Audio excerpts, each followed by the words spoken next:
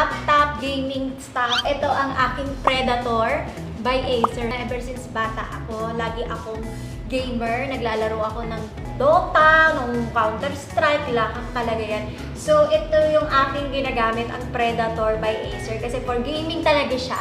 Sobrang lupit niya. Ipapakilala ko sa inyo bagong gamer ng pamilya namin. Pasok, gamer! Ako yun? Hindi ko in-expect na ako pala yun. Yung papakilala niyang bagong gamer. Hi! Ito ang malupitang gamer na bagets pa lang yun. Ako ang ginagamit ko pag naglalaro ako, yung Predator na laptop ko. Kasi nadadala ko siya kung nga, bibiyahe ako, may trabaho ko, lagi ako naglalaro. Powerful yung ano yung tawag yung... Yung mind niya. Yung mind ng laptop. Oo, pero hindi siya yung... Para mas powerful ka, yung paggaling mo, napakatalino mo eh. Hindi siya yung nagka-crash kasi maganda yung mga nasa loob niya, yung specs niya. Kaya kahit for editing, gaming... Lahat. Guys, this is the ribbon cutting. Thank you! Hindi mag-ulit. Congratulations! Thank you! 1, 2, 3!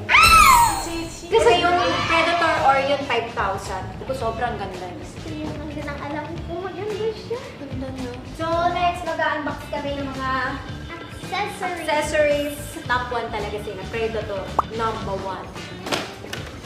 Wow! Wow! Taklan ni Hese! Ay, ang cute! Sobrang cute. Parang lang siyang notebook. Uy, ang ganda. So, itong CPU guys, may kasama din siyang keyboard. Ay, may mouse din siyang kasama pala. Teammate! Hello! Pengen So, backup! backup ka dyan. Ito, sa mama ko. Yung mama ko hindi siya gamer, pero mahilig pa rin siya sa Predator kasi ang ganda talaga ng specs niya. Ganda. Tsaka matagal Yung malobat. monitor, ang ganda rin. Sobrang clear.